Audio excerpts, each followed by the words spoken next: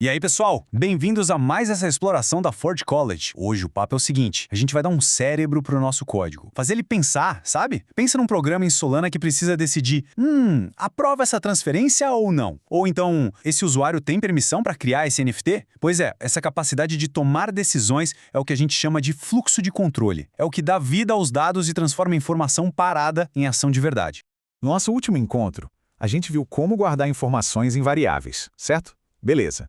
Mas, e aí? De que adianta ter um monte de informação guardada se o programa não consegue fazer nada com ela? É como ter um baú do tesouro, mas sem a chave. E é exatamente esse o problema que a gente vai resolver agora. Beleza, então vamos lá. Nosso plano de hoje é basicamente abrir a caixa de ferramentas do arquiteto de software. Primeiro a gente vai pegar a ferramenta mais simples de decisão, depois uma mais parruda para casos complexos e por último uma para colocar tudo no piloto automático. Bora? Perfeito. Pensa assim. As variáveis são os post-its onde a gente anota as coisas. Elas são ótimas para isso. Mas o fluxo de controle, ele é a pessoa que lê os post-its e decide o que fazer. É quem está no comando, o verdadeiro cérebro da operação.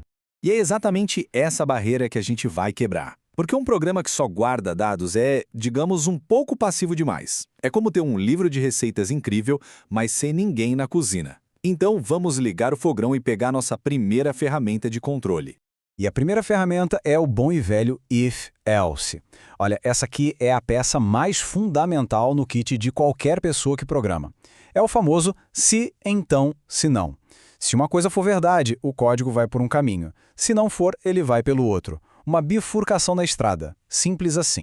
Imagina de novo aquele contrato inteligente na Solana. Ele precisa aprovar ou negar uma transação. O que ele faz? Ele checa uma condição. O saldo do usuário é suficiente? A resposta é sim ou não. Baseado nisso, ele segue um de dois caminhos. É exatamente isso que o if-else faz, direto ao ponto, mas super poderoso. Agora, se liga numa coisa muito legal do Rust. Em muitas linguagens, o if é só uma instrução. Ele faz algo e pronto. Em Rust, não. Aqui, if é uma expressão, o que significa que ele retorna um valor. Olha só a variável parity no código. O valor dela é o resultado direto do bloco if. Se n for par, a expressão devolve even. Se for ímpar, devolve odd. Isso deixa o código super limpo e conciso. A mesma coisa acontece ali com sign, que usa um else if para lidar com 3 possibilidades. E tá aí a prova. Rodando o código, a saída confirma exatamente o que a gente esperava. Como n é 7, a paridade é odd e o sinal é 1. A lógica seguiu a bifurcação que a gente definiu sem erro. Mas atenção, tem uma regra de ouro aqui. É um ponto super importante. Uniformidade. O compilador do Rust é tipo aquele guarda de trânsito bem rigoroso.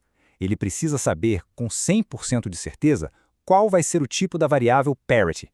Por isso, tanto o bloco if quanto o bloco else têm que retornar exatamente o mesmo tipo de dado. Se um retorna um texto, o outro tem que retornar um texto também, sem chance de misturar. Certo, o if-else é ótimo para escolhas tipo esquerda ou direita. Mas e quando a gente chega numa rotatória com 5, 10 saídas?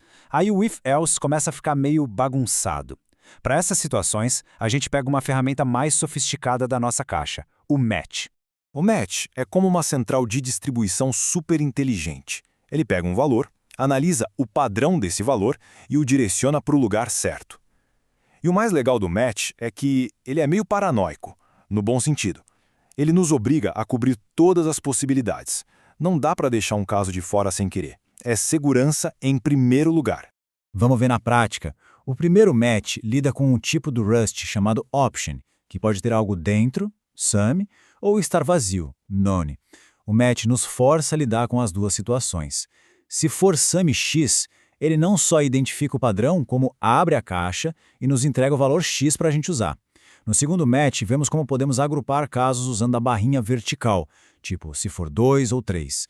E o underline funciona como um coringa para todos os outros casos, garantindo que nada seja esquecido.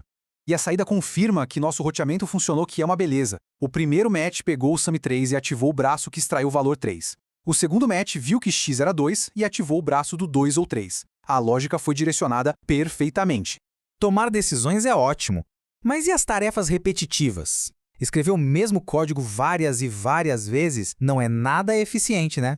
É aí que entram os loops, nossa ferramenta para construir linhas de montagem automatizadas. Em Rust, temos dois tipos principais de loops. O while continua funcionando enquanto uma condição for verdadeira, o que é ótimo quando não sabemos o número exato de repetições. Já o for é perfeito para percorrer cada item de uma coleção, como uma lista de transações. Aqui vemos os dois em ação. O loop while é um pouco mais manual. A gente cria uma variável i e precisa lembrar de aumentar o valor dela para não criar um loop infinito. Já o loop for é muito mais seguro e mais jeito Rust de fazer as coisas. Ele simplesmente percorre cada valor no vetor nums sem a gente precisar gerenciar contadores. Isso reduz muito a chance de erros. A saída mostra exatamente o que esperávamos. O loop while executou 5 vezes, de 0 a 4. E o for somou corretamente 10, 20 e 30, resultando em 60. A automação funcionou direitinho. E isso aqui ilustra um ponto vital em Rust, o gerenciamento de propriedade. Usar endval em endvec significa que estamos apenas pegando emprestado cada elemento. O vetor original, nums, ainda pode ser usado depois que o loop terminar. Se usássemos val in vec sem os ends, o loop iria consumir o vetor e ele não estaria mais disponível depois. Essa distinção é fundamental. Agora que temos nossas ferramentas, vamos resumir os princípios que garantem que a gente as use para construir programas sólidos, seguros e eficientes. São as regras do bom arquiteto. É bom ter sempre em mente esses 3 pilares. Primeiro, uniformidade, para garantir a segurança dos tipos. Segundo, clareza, usando match para evitar lógica confusa e bugs. E terceiro, disciplina na iteração, para controlar direitinho como a memória é usada. Então, para guardar as ferramentas na caixa, if-else é para decisões simples, de sim ou não. Match é para quando tem múltiplos caminhos e precisamos de mais segurança. Loops são para automatizar tarefas. E o mais importante, a disciplina do arquiteto é sempre pensar na propriedade dos dados, se estamos emprestando ou consumindo. Isso tudo deixa uma pergunta no ar, né? Nós construímos estruturas lógicas, mas como podemos organizar tudo isso em blocos reutilizáveis para construir programas ainda maiores e mais complexos? Isso já é papo para o nosso próximo tópico. Essa análise de fluxo de controle em Rust foi um oferecimento da Ford College.